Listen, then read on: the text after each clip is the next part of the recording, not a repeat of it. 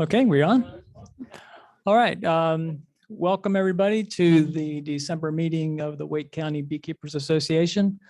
I'm Vice President Jim Bly, not Kim Rossi. Unfortunately, Kim Rossi has a serious medical condition.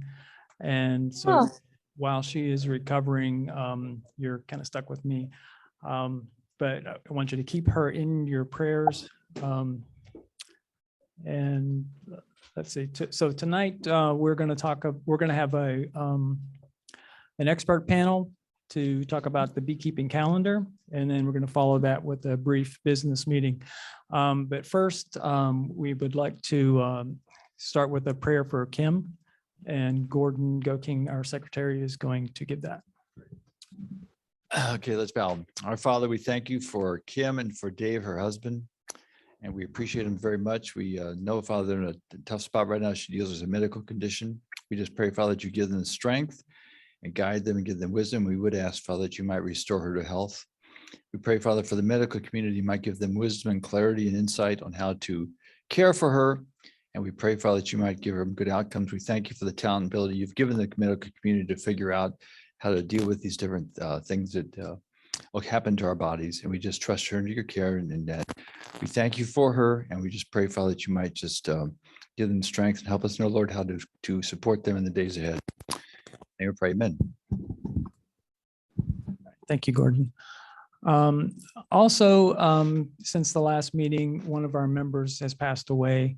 And Greg Morrison, wherever he is, there he is. He has a few words to say about Tom Kwok. Thank you, Jim. We've been somewhat inconsistent about this, I think last year, maybe the last few years. I'm a director. I've been a director a few years now.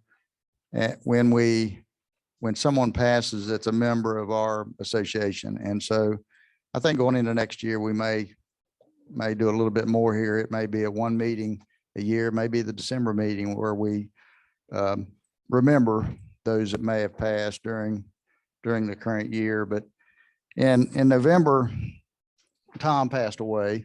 I think we have a slide, if I'm not mistaken, of Tom. And I'm going to share a little bit. One thing we're going to do too, and thanks to Chris Hagwood for this, I think they've done this some at the state level, but they've lit a candle during the meeting in memory of that person. So Chris donated a beeswax candle. I don't know if the state level they use beeswax or not. We'll need to keep an eye on that, make sure we don't get it on the table, but and make sure we keep it lit. But anyway, this will be also in memory of Tom. I recommend you Google Tom. You may have seen him in the news. I don't know if it's going to stay lit or not. May not. Saw him in the news, I believe it was in September, where they had a swarm on the tarmac out at RDU.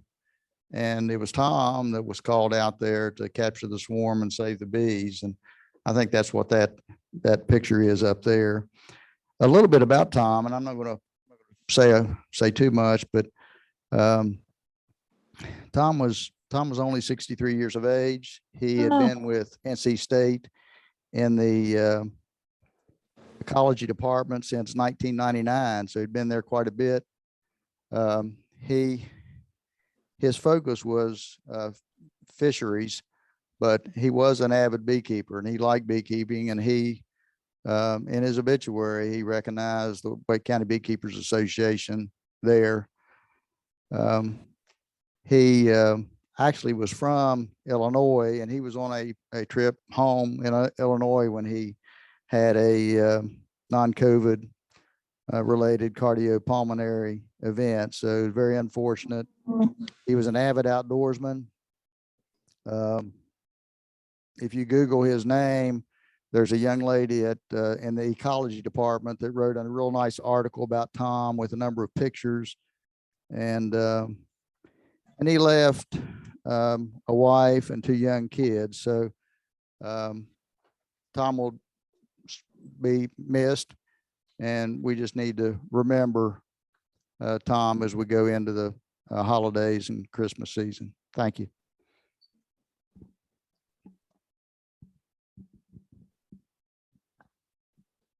Okay, so tonight's presentation is the expert panel that's going to talk about the beekeeper's calendar. And I'm going to turn it over to Keith Buchanan. All right, thank you, Jim. So the club's been working on a calendar, a beekeeping calendar that ties our traditional calendar to the beekeeping, what the bees follow. And we thought it would be a good opportunity to get some experts up in front of us. Susan, you going to join us? Let's see who else we're missing. Charles, come on up, Charles. So you will have an opportunity to see additional information on the calendar throughout the year. We're going to start the workshops again next year, and we'll start at 7, and the workshop will typically be a basic skill, something for new beekeepers or beekeepers that are just getting started. So we'll tie some of the workshops to the calendar. We'll even, for our more advanced topics, tie that back to the calendar. So the beekeeping calendar is an important skill to have, being able to understand what the bees are doing, look for signs to prevent problems from becoming serious problems and losing colonies. So I hope you enjoy tonight's expert panel. What I'm going to ask first is that each of the panelists give just a short introduction, biography of themselves, and then we'll get into some questions. We have some categories of questions, and then we'll open it up to the floor and also the Zoom participants. We have someone monitoring Zoom that can help us bring those questions to the panel. Okay, so if you want to adjust the mics, feel free to pull them forward. Yeah, they all should be hot. Let me make sure they're all okay. Nope. Okay. So, and I will monitor the yeah.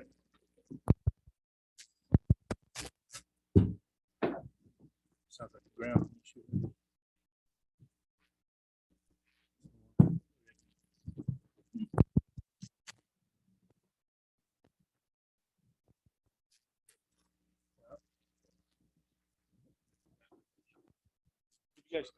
Okay. Okay. Thank you for sharing, Chris. Okay. So Susan, you want to start off with a quick intro? Yes, good evening. I'm Susan Benton. If you roll back the clock to 2009 Oh, and you're anticipating going to bee school, I am you. I came to the Wake County Beekeepers because I was interested in keeping bees. I didn't know anything about it. I didn't know how wonderful it was going to be. And when I came here, I met some wonderful people that helped me along my journey. And I wanted to call a few names. Ben Crawley has been my mentor. Dr. Ambrose, James Knox, he used to give a summary of what we should be doing in our hive. Danny James, Steve Hildebrand, who came over to help me catch my first swarm and also taught me how to use the Kim Underhill, Ricky Barber, Justin Warrenberg, and Mike Childers are among some of my mentors to get me here to be brave enough to talk about beekeeping tonight. So I've been keeping bees since 2010. I have encountered all the mistakes that I think you can make, except there's probably more in my future to learn because we learn from our mistakes. So I've had the pests, I've had bees, I've been able to have splits. My stock that I have all came from a swarm that I bought from a farmer in Franklin County. So because my bees came from a swarm, I generally expect them to swarm. So I don't try to stop that, but I do try to look for the queen cells and I've learned to make a split like that. It's a wonderful hobby, and I look forward to sharing what I've learned on this panel tonight. Thank you, Susan. My name is Charles Heatherly. Okay.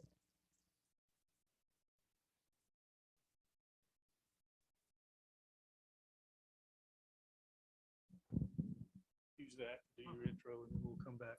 Okay, now can you hear me? Okay. I've been keeping bees close to 30 years. And the reason I got into beekeeping, I grew up in the mountains of Western North Carolina and was accustomed to eating sourwood honey. And I thought that was the honey that people had all over the world until I came down east and found that it was a different kind of honey. And in order to go back and get my really authentic sourwood honey, I found that a lot of people will lie to you about the quality of the honey.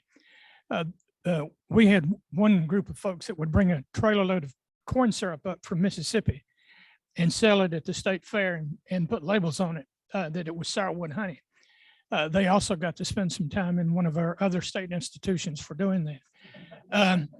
But I found this one fellow who had a fruit stand at the foot of Grandfather Mountain that would tell the truth about sourwood honey. And I'd go every year and buy a couple of quarts from him. And about 1993, I went and he says, don't have any sourwood. He had other kinds of honey, but he said, it's something about mites killing the bees. And I said, you mean I'm going to have to become a beekeeper to get my own sourwood honey? And he said, well, that would do it. And so he told me who he bought his honey from. And I went and got a couple of colonies the next year, which I realized were swarms out of his own bee yard. And I've been keeping bees ever since. And for several years, I took bees back to the mountains and put them on sourwood. But I realized that was not cost productive because you don't have a good sourwood crop every year, maybe 1 in 5 years, really good. So I've learned to trust other people to get the sourwood honey. I'm a master beekeeper. I'm past president of the State Beekeepers Association. And for the past few years, I had a job that nobody else wanted. And because I lived in the Raleigh area, I've been chairman of our legislative committee. And I think Keith's going to let me talk about a portion of that later. But anyway, I'm a hobbyist. I do not want to be a commercial beekeeper. That's too much work. I'm a transplant. I came from Ohio about 5 years ago. I lost my wife in 2012, and somehow way back in 1957, I met a girl in high school who lost her husband in 2013. And my choice was to move to Raleigh because she had grandchildren, and you don't take a grandmother away from her grandkids. I was raised in a beekeeping family, a commercial beekeeping family. People ask me, how many years have you kept bees? I've never been not around bees. I'm 83 years old. And currently I write something called Stallman Beekeeping Notes, which is a free weekly newsletter. My past experience is I produced honey, did pollination, hauled bees from Ohio to Georgia to winter, and then hauled packages and queens back to Ohio to sell commercially. It's really hard for people to understand that things have changed so much from the time when I was a kid. In 1950, growing up, I had my first bee yard when I was 12 years old. I called them my bees, but Dad took all the honey. So if you've ever worked on a farm, you know that hours are long and there's not much recognition for doing something good. Usually I felt like I was a go for, you go for this and you go for that, you do this and you do that. And I don't know of anybody that would in the right mind want to become a commercial beekeeper. I've been divorced 2 times. It's hard to keep a wife. It really is something that you don't really realize what it's like to live with somebody where bees are first. And I'll let it go at that, but I have written a beekeeping book called Beekeeping 101 Handbook for Beginning Beekeepers. It's no longer in production. Basically, a bee book goes out of date in 10 years. All the new things that are coming into a book have changed. So I'm going to let it go at that. Chris? Hi, my name is Chris Hagwood, and I've been a member of the club since 2015. so I started keeping bees in 2015. I started coming to the club meetings in like mid-year of 2014. And I was still employed at the time. I was a captain with the Garner Police Department. I retired from that in 2017. And so I don't remember exactly how many colonies I kept back when I was working, but probably less than 10 or a little over 10, with the idea that once I'm retired, I can have whatever seems appropriate. Right now in my mind, I still think I would like to get to 50. I got to 35 this past year, but condensed down to about 26 for the winter time. And just been learning a lot on how to manage, quite a bit of bees, not nearly that of a commercial beekeeper, but I guess you'd call me a sideliner. And what I need to start doing to be able to manage more bees and more colonies without spending the same amount of time, per colony, per hive that I had been doing. So I've got a lot to learn. And so I'll pass on what I can, but I'm still in the learning stage, just like everybody else. Okay, thank you very much for the panelists. I want to apologize for a little bit of audio problem there. I've got a feedback on one of the wired mics. I'm not sure where it is. Individually, they work fine, but together there's getting probably a ground loop somewhere. Okay, so we're going to start with our questions, and I've got a couple of topics that I'd like to start with, and then we'll open it up to the attendees in person, and then we'll check with Zoom to see if we have questions. The first section that I'd like the panel to address deals with the seasonal transitions. So we're pretty much in the throes of honeybee winter, but that will change, and it'll change probably not too far down the road. So who'd like to start talking about the transition from winter to spring, and when do the honeybees think that transition starts, and what happens inside the hive when it happens? So, Well, first of all, I'm sure all of us up here are going to have something to say about this. To me, there's two bee seasons. One, when the bees are reproducing and belting in the spring, and then there's a period in which they go into non-reproduction. Basically, the queen starts slowing down, going into the fall, and you go into the winter with a very small nuclear cluster of young bees. And right now, queens have really reduced. I've seen some brood still in some hives. The bees are still bringing in pollen. They are still facing a winter ahead of them. They're not through the woods, so to speak, because if they're very strong colonies, they may start brood production again. And when it gets cold, maybe the cluster is not going to be large enough to cover all the brood the queen produces. So you get some chilled brood. But essentially, a hive that is strong and you have treated and has, as I was told, a hive with 80 pounds of honey, they should make it. But there's always some that don't.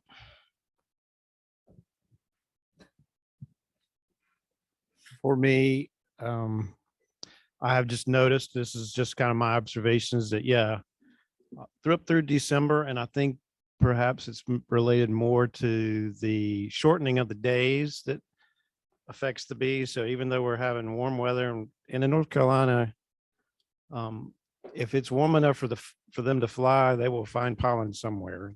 If it's not a nice day, I've always seen them bring back pollen every month of the year. So pollen isn't that big of a deal so much as how much they can fly.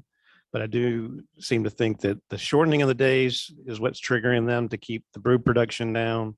And so we're about to hit the solstice, and then the days will start lengthening in December. And I think that's what's going to trigger some buildup.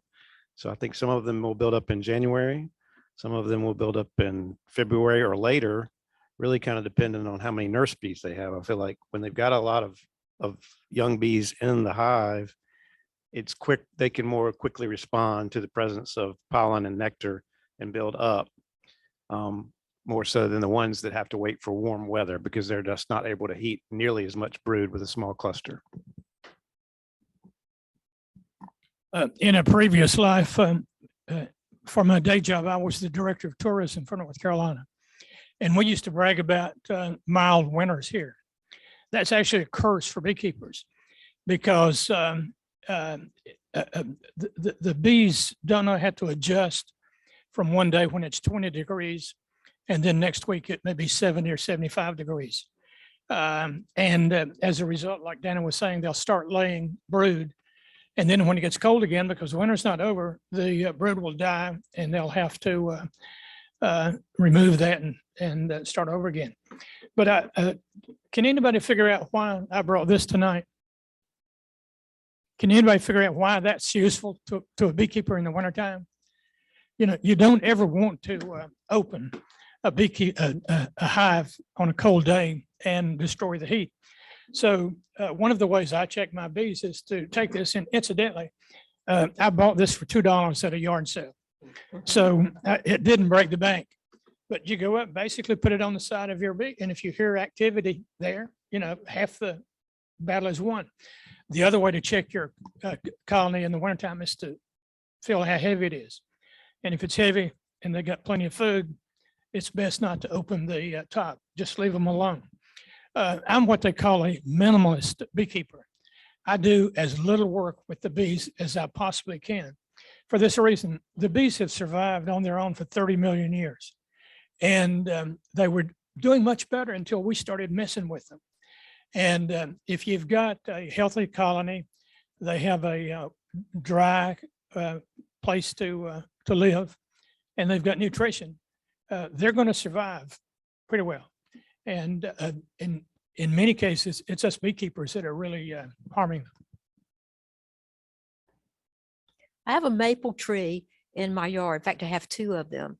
And I look at the maple tree to tell me when the bee spring is starting, because that's one of the first trees that blooms in the spring. You might not even recognize the flowers, but the bees go and collect nectar from the maple tree.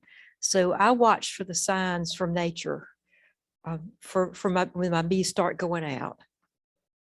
And when that maple tree is blooming on a nice day after that, if the temperature is warm enough, it's a good time to go in and check to see if you have queen cells and start thinking about splitting your hive.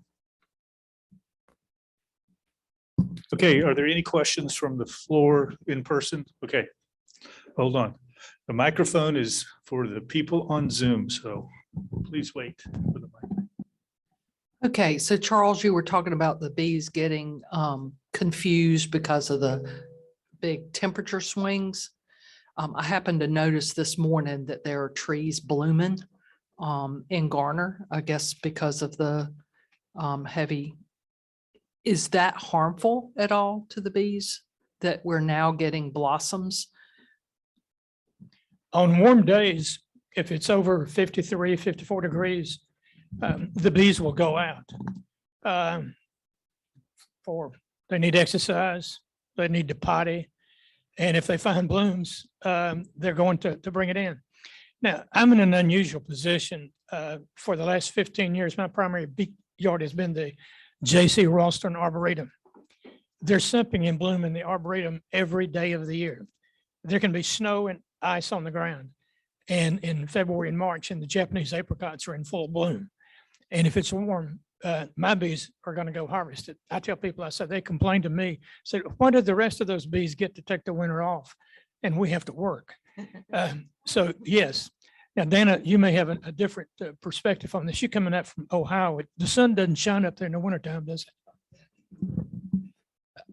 it? It seems a lot duller in Ohio than it does down here.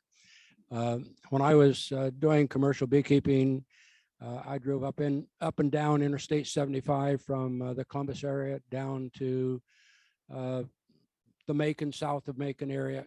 And just as soon as I crossed the mountains, going from Kentucky into Tennessee, after I got over the mountains, it was a lot different. I mean, the sunshine and felt a lot better, and you could smell the beautiful aroma from the, I'm going to say, the black locust trees, just overpowering you.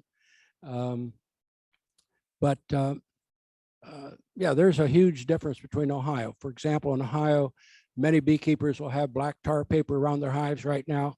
They don't use a lot of insulation because what insulation does, when the sun comes out, the bees inside the hive don't get any of the advantage of that heat that, is collected by a black tar paper covering.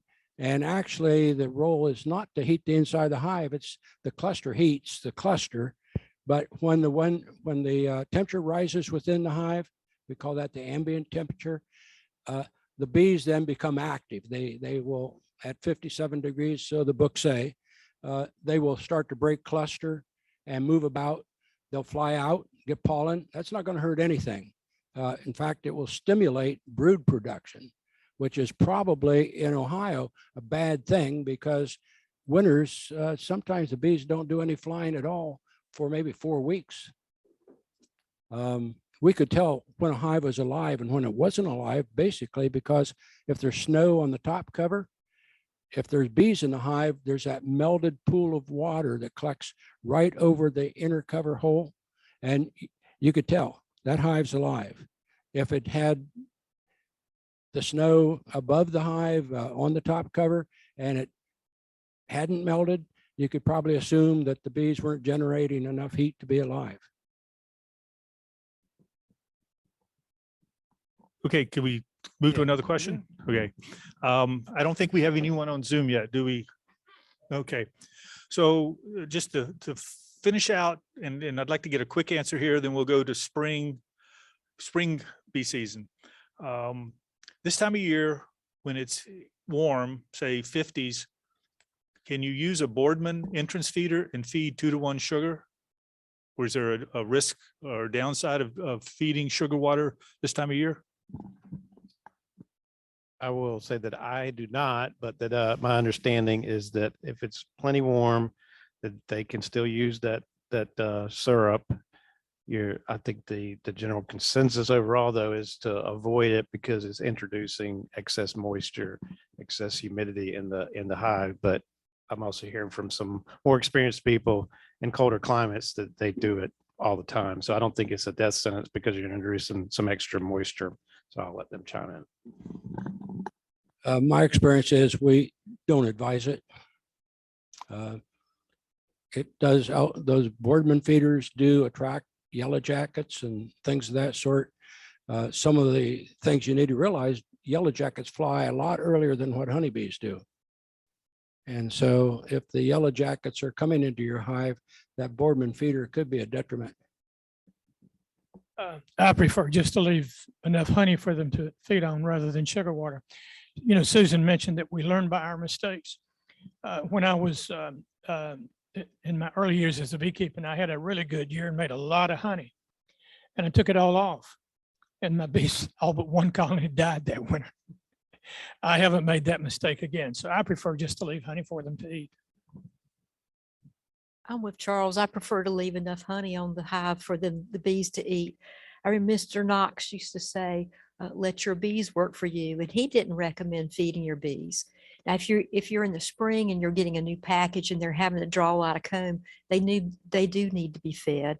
But if you've got colonies that have been established for a while and you leave enough honey on their hive, you should, it's my opinion, you shouldn't have to feed them. Okay, whoops. Thank you. We're going to transition now to the springtime. And when does the beekeeping, when do the bees start their spring? And what's the early signs of their spring? When I took my basic course, I remember Fred Deere, a very colorful beekeeper with lots of stories. And he would say that spring begins when the maple blooms in North Carolina. And of course, I imagine it varies, state to state. And he said that on a warm day, the scouts will go out, and when they find that nectar available, they'll come back and they'll tell the queen mother, there's work to be done. We need some help. And so that's when she starts laying. And that's the beginning of spring, I think. Okay, hold on. So Charles, you touched on something. You said they would come back and tell the queen. So I would like some help and advice from the panel going into 2022. One of the topics we want to cover is honeybee communication. And, we kind of got some chuckles about they come back and tell the queen, but there is some truth to that.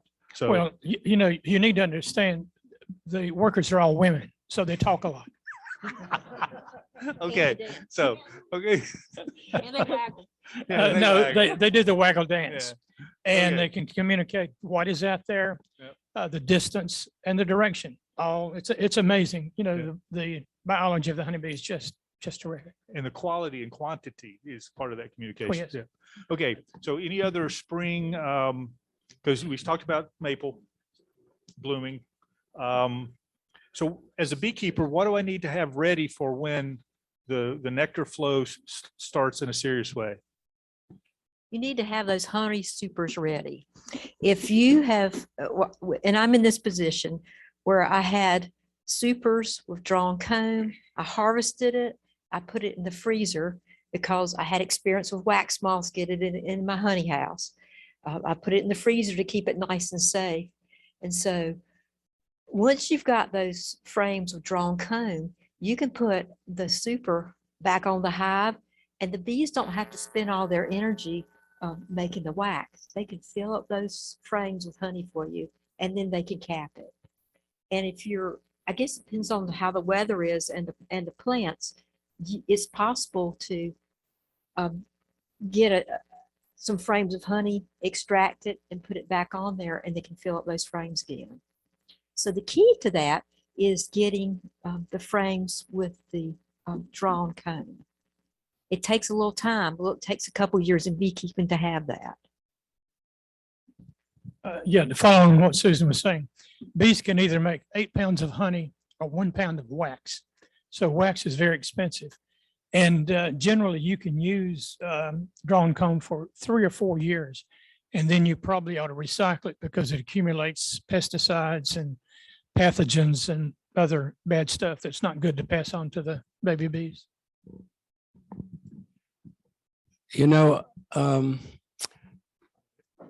Charles just hit on something really important.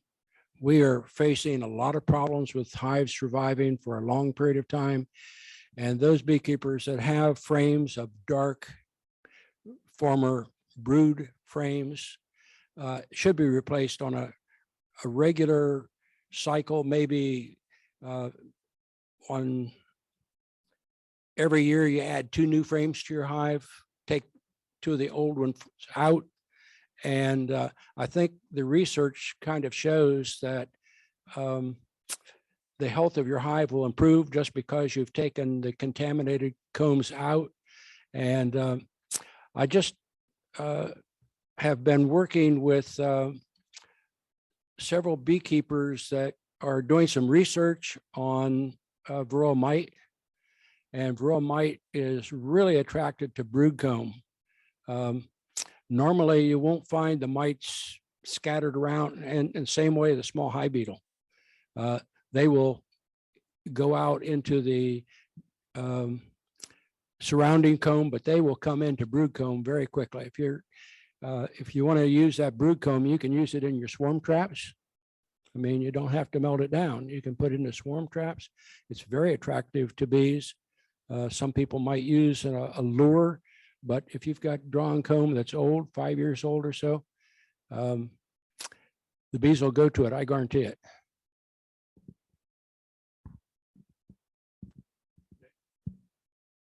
Okay, so spring is winding down. The bees have been busy collecting nectar and pollen. You've got lots of honey supers. You've done some little harvesting, and then the spring is over. So population starts to decline. Dana, you said the period of growth and the period of decline. In North Carolina, in this area, when's that transition point? When do you go from that growth to decline, and what's the trigger for that? I told some people about this past year, some of the people that I mentor, and that is that because I had ramped up to 30 plus colonies, in maintenance of them and pulling out bad frames, et cetera, I had frames that had lots of honey residue on them. They were available for bees to find and rob or gather that honey, but they were ignoring it because it was during our nectar flow. And I noticed one afternoon that changed. So in one afternoon, they went from, I don't care about that honey residue, to we've all got to get that honey and bring it back because there's nothing left. And so they all robbed it out almost simultaneously. So if you were to intentionally leave some honey residue out, either just take it out every afternoon or once a week, that will be your clue when they ferociously and maddeningly rob every last drop of honey residue left out. That means we're in the dearth and there's nothing left for them out there to gather on their own. And that's when you need to step in. I'll let some other folks talk about what they do after that. Okay, so as part of that, what I want to add to it is that trigger of when the bees decide they want to go after that honey rather than nectar, and the dearth has begun, nectar flow has ended. Is that always the same time of year, the same date? Can you look at our calendar? So when you talk about that transition point, talk about. No, it's not always the same, but it's generally in the same time frame. In North Carolina, it's generally when the tulip poplar stops blooming, because that's the most prolific source of honey in North Carolina. And it varies from the northern part of the state to the southern part of the state. You know, we've got a 150-mile difference between Virginia and South Carolina. And you can have a 2 or 3 week variation in that period of time. But generally, when the tulip poplar stops blooming, there's a dearth there until, you know, the fall blooms with goldenrod and the other aster and that sort of thing. I would just add one other sign, and that's bearding on the front of your hive. When honeybees are not finding anything, they cluster on the front of the hive. And I think most of us that have had hives, we've seen a lot of bearding on the front of the hive. And what happens, the honey flow stops, and then those bees bearding is that big, large population that's out of work. And they are still consuming food that is stored in the hive. And maybe some of you have run across the point where you had some honey on your hive. You thought you had honey, and then you went out to harvest it and it was gone. Bees that have bearded fronts are consuming a lot of honey because the ratio of what's coming in and what's going out is gone.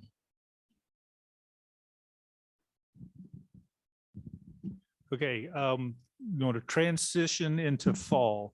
What's the trigger? And, you know, once dearth has subsided, you've got your fall nectar flow. You know, when did the bees consider it fall, and when do they start getting ready for winter? I don't know if I should just pass because I'm not sure that bees, maybe I'm underthinking it, but I'm not sure that bees perceive a fall so much as I think in midsummer, our midsummer, I think that's when they actually consider it fall. If you count that the colony is actually preparing for winter, the colony starts preparing for winter once they see the days start to shorten. That's just how my mentors always taught me, was that. So that's going to be in June. That's the same time that the nectar flow is ending. So we've got kind of a dual trigger, reduced abundance of nectar, and the shortening days is going to tell the colony, hey, we need to slow down on the brood. We need to conserve our resources, and we need to get prepared for wintertime because it's going to come as the days get shorter and shorter. Let's pass it down to Susan. She needs a chance to answer. And I want to add a little bit to this and about drones. You know, drones kind of get a free ride. They get fed a lot, you know, don't do a whole lot of work. When does the colony expel the drones and decide that they don't want them? Is that what time of the bee calendar does that take place? That takes place in the fall or before winter. Our fall. Yes. And I wanted to say something about, I had a colony that was really strong in my bee yard, and they were very aggressive. And people would say, why don't you get rid of them? Because they were a bit aggressive, but I kind of liked them, even though I was kind of scared of them. And I had one colony that swarmed in the spring. They went 20 feet up in a tree where I could not get it because I'm too old to get up on a ladder that tall. But that colony changed its personality this year, and it was not as aggressive. And I did not have the robbing in my hives, but I noticed in the fall before, when I had that hive that was more aggressive, it would start robbing other hives. And if I had a weak hive in the fall, it would go robbed because they're trying to build up their stores for the winter. So I think robbing is a behavior you can look for that transition. Keith, to get back to your question, one of the most amazing things about the biology of the honeybee, and whenever I'm making a presentation to groups, and particularly school groups, I start out by saying the honeybee is God's most noble creature because she doesn't ask for very much and she gives us so much. But the spring and the summer bees only live 6 weeks. And that's because they literally work themselves to death. But then the cohort that comes on in the fall lives basically 6 months. They don't go out and forage every day. But, you know, the mechanism of the colony that allows that to happen is really amazing. I don't quite understand it, but it's a normal part of the nature of the bee. So that's why I think the bees know more about their business than we do. Have you ever thought about economy, being an economist, study what cash flows coming into your house and what cash flow is going out? A lot of, I think, beekeeping really revolves around the fact that the honeybees have figured out the economics of survival. And they're automatically, if they're short of food, going to stop feeding the drones. I don't care what time it is.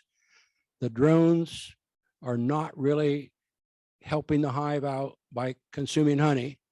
And as long as they don't need the drone, possibly because they don't need a new queen, the bees just have figured out, okay, they're not going to get fed. If they need to replace the queen, the bees decide that she's not doing the job they expect.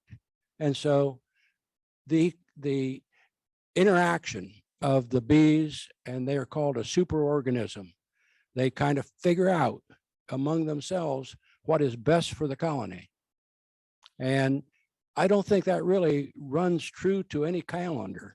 I know in Ohio, we figure that the queens we buy from Georgia early in the year, we get them in March or April or whatever, they're not good queens. Basically because there's a shortage of drones, and queens need, it's estimated maybe 20 drones each for each queen that's mated to have a very well mated queen. On the other hand, queens mated in the fall have the same problem. So the bees look at, I think, their hive and they decide we need water, or we need to produce more brood, or we need to cut back. Depends a lot of what's going on in the environment around them. Certainly, the mention of day length has a lot to do with what the bees do.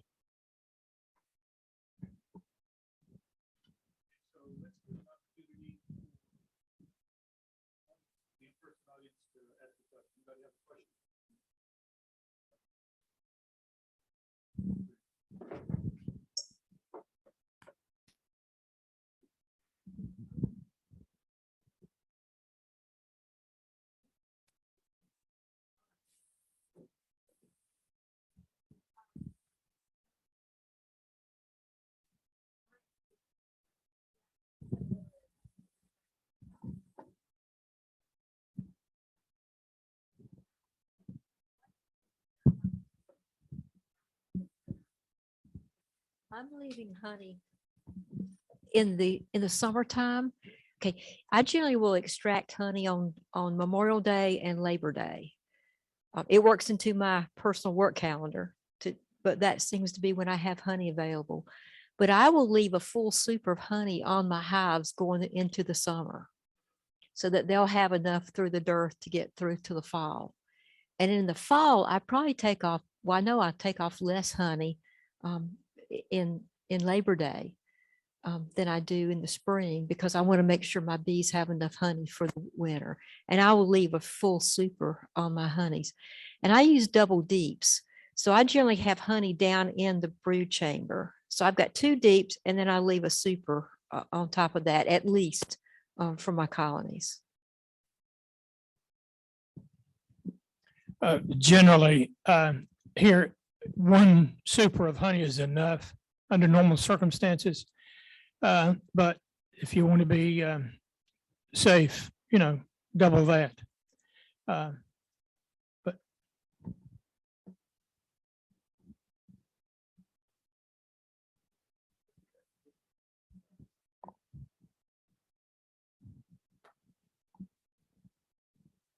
So this is a special request from someone in the club.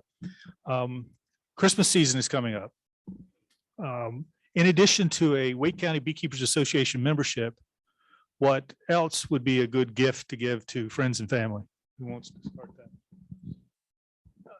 I would suggest a subscription to one of the 2 national magazines, American Bee Journal or Bee Culture. The Bee Culture magazine is probably the most scientific and technical and in detail. The ABJ is more of a hands-on layman approach, but they're both good magazines. I've subscribed to both of them off and on over the years. My grandfather was a beekeeper. He died when I was in the 3rd grade, so I really don't remember much about that. But my Uncle Jack, my mom's youngest brother, remembers helping him in the bee yard. And I give him a jar of honey. Generally, I give him a jar of my spring honey and a jar of my fall honey for Christmas every year. And he is delighted with that. Well, to follow up on that, I don't sell honey. I'm a hobbyist, but I give honey to my family and friends, usually for Christmas. They bring their bottles back. I don't know whether I understood the question correctly, but I kind of took it as what would a beekeeper want to have maybe for Christmas? And I can suggest that Tom Seeley, if you're looking for a particular author, has done a considerable amount of work at Cornell University. He's written Honeybee Democracy. That would be a good book if you're not familiar with that book to understand how the bees interact with each other. He has done extensive work on what cause the kind of swarm trap, for example, that you might put up to catch swarms, how high it should be up, what the volume should be. He's done a lot of research in that area. He's followed up what Roger Morse did at Cornell over the years. He's written 4 books. You can go to Amazon and they're available. I would say if you are not familiar with a book called 50 Years Among the Bees by C.C. Miller, you should have that in your library. It's very inexpensive to buy. I just checked Amazon and there are several editions out sold. It's in reprint for less than $20. C.C. Miller is more or less, if I said I've had mentors, I had a father, I had an uncle, and I was a dumbass. That's the way I learned beekeeping. I hate to use that kind of language, but if any of you grew up on a farm and you're learning, you're going to do it the way they do it. And if you don't, they usually have a language for you that you clearly understand. But C.C. Miller was a practical beekeeper that died in 1920. And much of the things that he did are still in use today. In fact, if you really want to get a book, you might even go back to L.L. Langstroth with Hive and the Honeybee. Again, it's in reproduction. You can buy it for Amazon. And, you know, it's there 2 days later, something like that. Still not an expensive book. They're in paperback, but filled with information that still holds true 178 years after that book is published.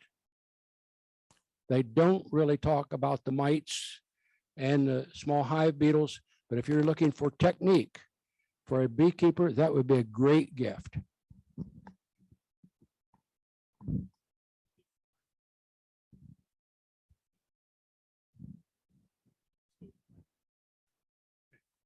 Speaking of mites, I'm planning on harvesting honey. When can I treat varroa mites and still harvest honey? So most chemical hive treatments will have a prohibition against using any of those products while honey for humans is on the hive. There's one specifically that does not and has not since it came out, and that's a formic acid product called Formic Pro or Mighty Way Quick Strips, because the acid vapors, evaporate out of the hive and they don't leave a residue. There is a label change that's just come out regarding oxalic acid, which I think has got a lot of people excited. But I will tell everyone that uses oxalic acid to look at the research that proves time and time again that it is not going to be effective in the long term when brood is present. So in the honey season, brood is present by a long shot. So I'm not sure that it's going to be particularly helpful then either. So most of the time, you're just going to go ahead and try to keep the mite population in your colony down before the nectar flow starts. Suspend your treatments and then get the honeys harvested and then start tackling your mites then. That's how I do it. I agree with what Chris has said. I would agree with that. Again, like I said at the beginning, I'm a minimalist in that unless it's absolutely necessary, I don't treat the bees. But I'm in a fortunate situation because there are no other bees near where I keep mine at the Arboretum, and so I don't have much of a mite problem. I generally treat my bees for mites in the fall after I've harvested honey. And I will never harvest any honey from any supers I left on over the winter. And I use the Apivar strips. I find that works well for me. And it's been pretty good. For small hive beetles, I use a screen bottom board that has a tray in the bottom. I ordered it from a site called greenbeehives.com, but I can pull out that oil tray and take a look in it, and I can see if I have varroa mites. You can actually see the little dots in the oil, so I can kind of monitor that way. It's not the way you're supposed to monitor varroa mites, but I generally just treat one time a year in the fall, before they go into winter. Okay. So yes, question from the audience. I'm going to. So along the lines of treating for mites, at the state beekeeping conference, one of the researchers talked about that what appeared to be most effective was changing your form of treatment every year. So maybe this year you use oxalic acid, and then after that you use a different form that tended to cut down on the amount of resistance. And I would love for our more experienced beekeepers to comment on that.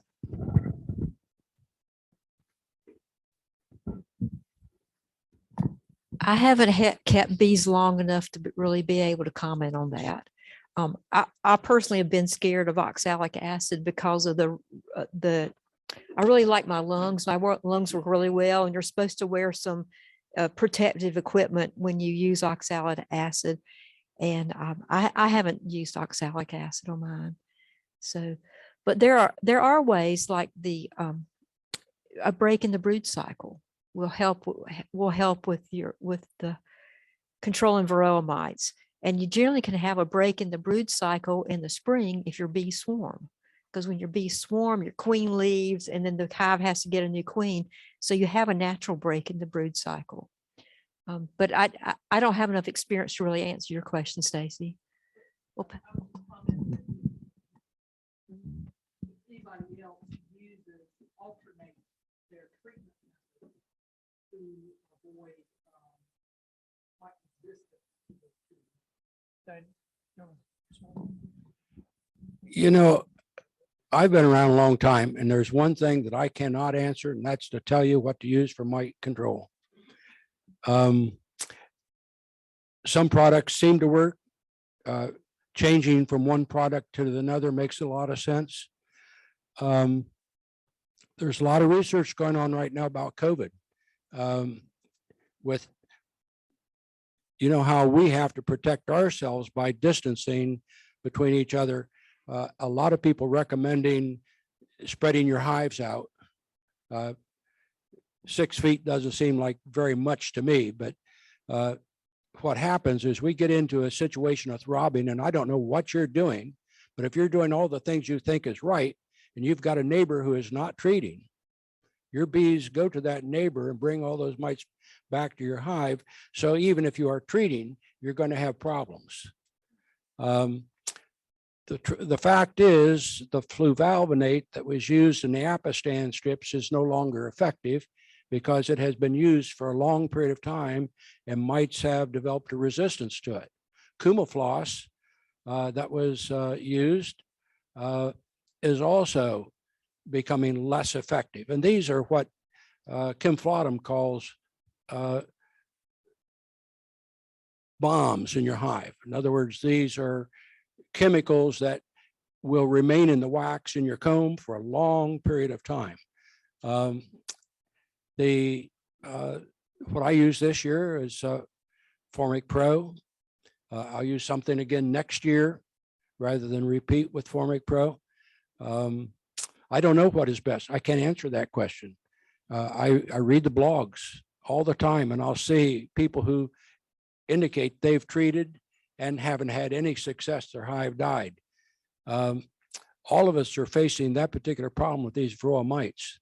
So I've kind of developed a strategy where I'm going to spread my beehives out a little bit, have fewer bees in a bee yard.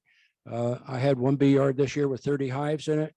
Not going to have any more 30 hive bee yards. Basically, the mites get spread. You cannot stop bees from robbing. If there is a weak hive in your bee yard, the strong hives are going to find it. And there was a question a little bit earlier that crossed my mind, you know, how do you recognize the honey flow is over or that kind of thing? You begin to see yellow jackets attacking your hives. They will find a weak hive. And when that begins, it's just really hard to turn off the spigot because they are very aggressive. And I'll hear people say, well, the yellow jackets killed my bees. But really what happened, there was something going on in that hive before the yellow jackets attacked it. So the key to the varroa mite thing is know what's going on in your hive. Check your mite levels early.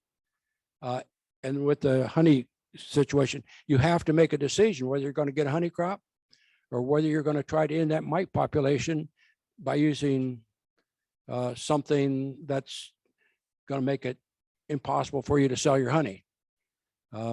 Splitting hives and going through brood interruption is about the best thing I could think of.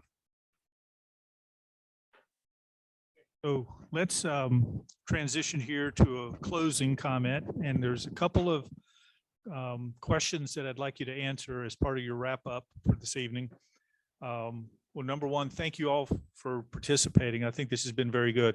I think we need like a half a day session to get the four of you up there and talk because there's so much to learn.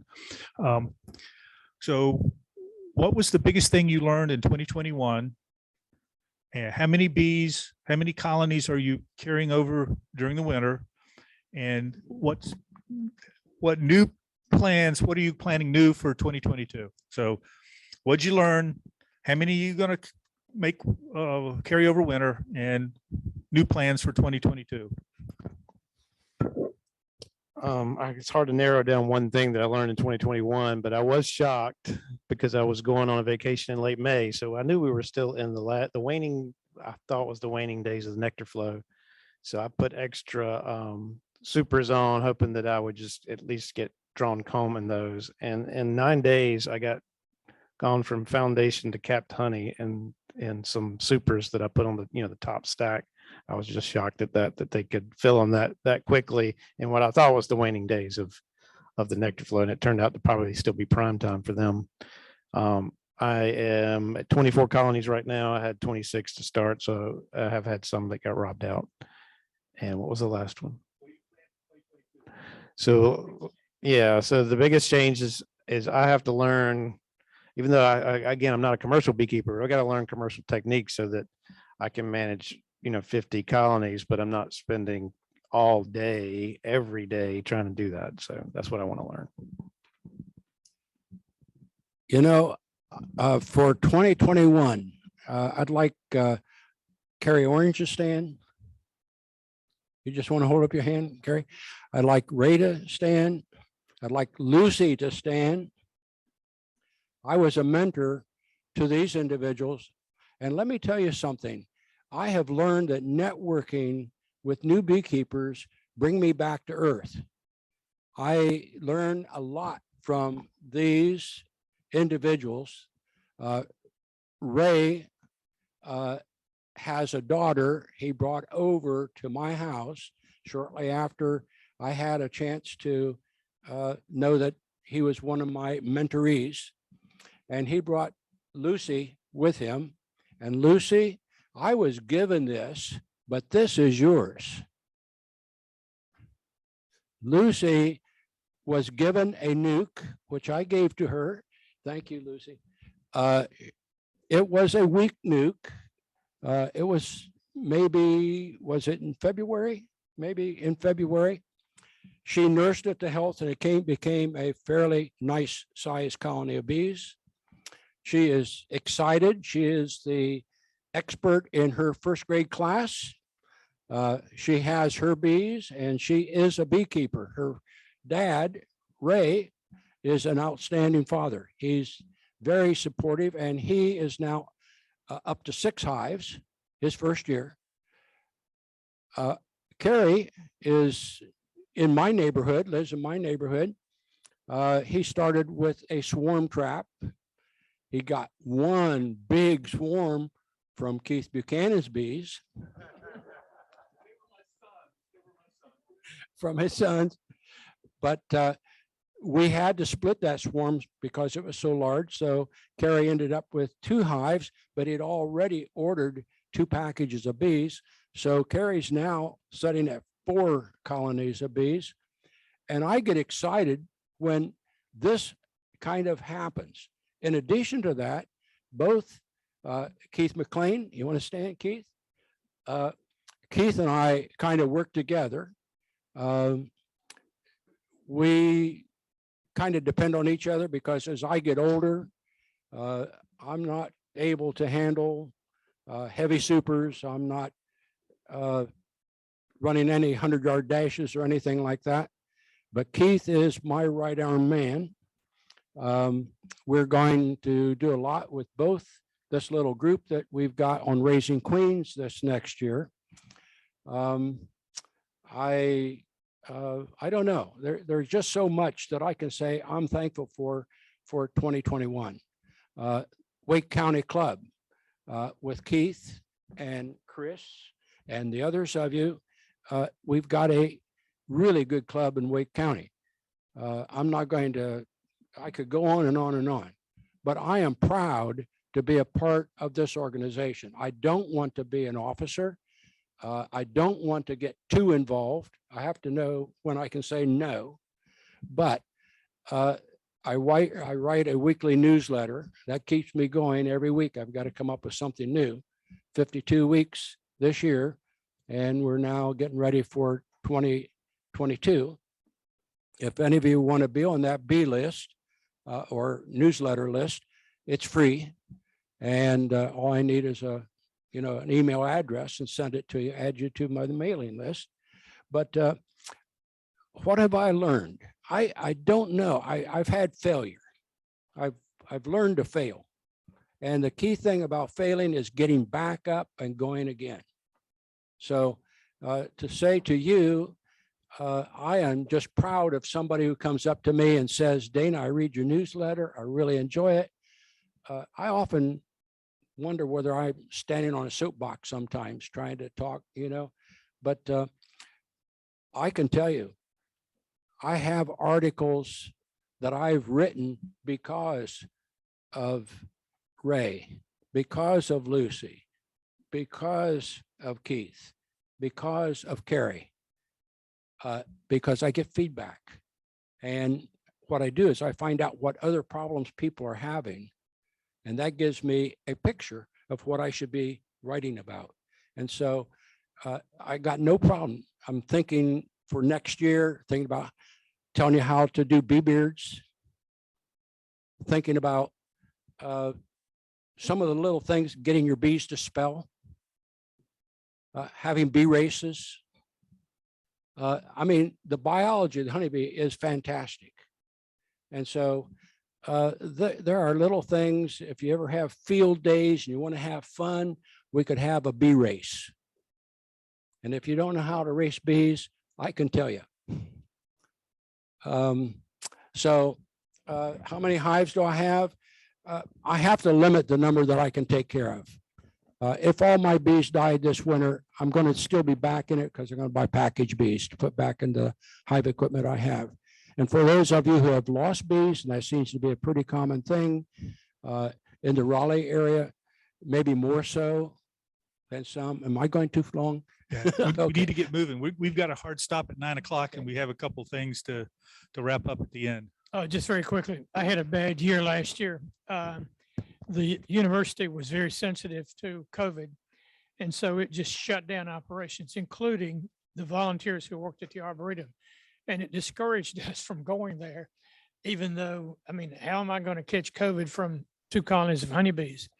The other thing is that the company that's rebuilding 440 in that area, for a while, they had their headquarters adjacent to the Arboretum, and they had a truck yard parked right there. And I'm convinced that they had antifreeze leakage or whatever, but I lost all of my colonies quickly.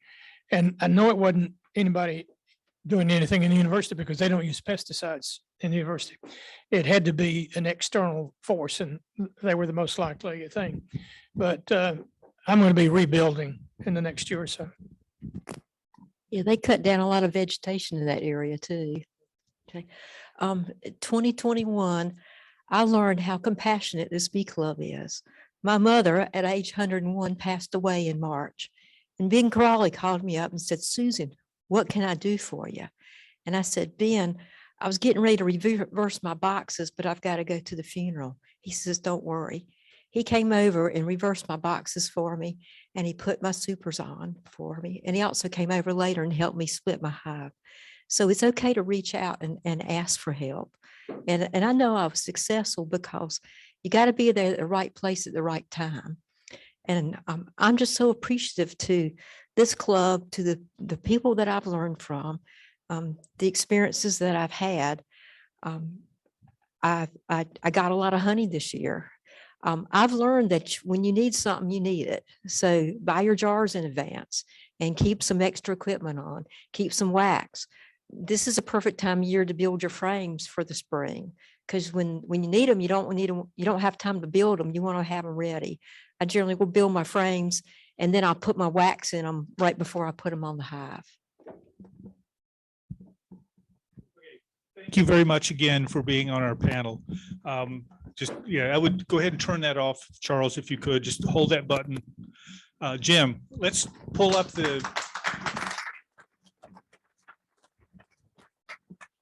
I'm going to pull up the treasurer and membership, and then we can wrap it up. Let's see here. I think I can. Yeah, while you're doing that, I did get a text message from Kim. I wanted to read that. Hey, guys, thank you for stepping up and doing without me tonight. Because of the my current status, I will not be able to listen in tonight. Please pass word to our entire group to have a wonderful holiday season. Okay. So I know we have, Charles, you wanted to talk about the, okay.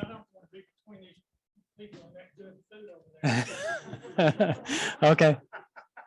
Yeah, we do have to get the food out here by 9. So, and everything else. Okay, so treasurer's reports. Okay, I'm not going to read all of this. Just we do have a lot of money in the bank. It looks like 19,524. There are a couple of donations to point out. Blackbud giving $10. Patricia Witt in honor of Mary and Danny Jane's $500. People are renewing, so we have money coming in from that.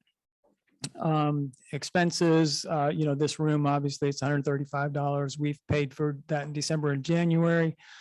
And at the bottom there, we did get a donation of a 6-frame motorized extractor. So we have one more extractor in the club now. So let's say next site. Oh, all right. So our website is moving, is kind of in transition right now. So there are 2 websites right now. If you don't find what you need on the old one, it's probably been moved over. Well, the other way. If it's not on the new one yet, it's still on the old one. Once that's all the way moved over, we're going to just have it'll be wakecountybeekeepers.org. But for right now, you also have WCBA 24.wildapricot.org. That's the new one. Memberships are they're due on January 1st. You can go ahead and pay your dues for next year right now, and that'll count for all of next year. Deadline is March 15th, but you can join any time of year. The only thing that means is if you don't sign up by March 15th, you're not eligible to rent an extract or to borrow an extractor, and you can't be on a swarm list. I think that's about right. So also volunteer assignments. This page has the whole list. I'm not going to go through it, but we need to have a new list for 2022. If your name's already up there, just let me know if you want to continue doing that. Just send me an email. And if you're not on the list, send me an email if you want to be on one of these positions, because we don't need to keep the same person every year. So if you really want to do one of those jobs, let me know. So I think there's one more slide. And that's just a meeting. So the next 3 meetings, I believe, are going to be at Pullen Park. I don't think we're quite sure on March yet, but probably.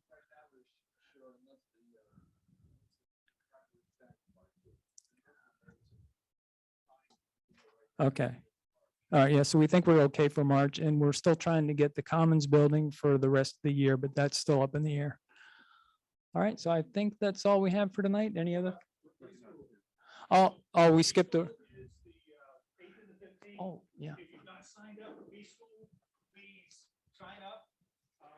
You'll be seeing a lot of good information on the calendar, on inspection, bee biology, products of the hive, all of those good topics.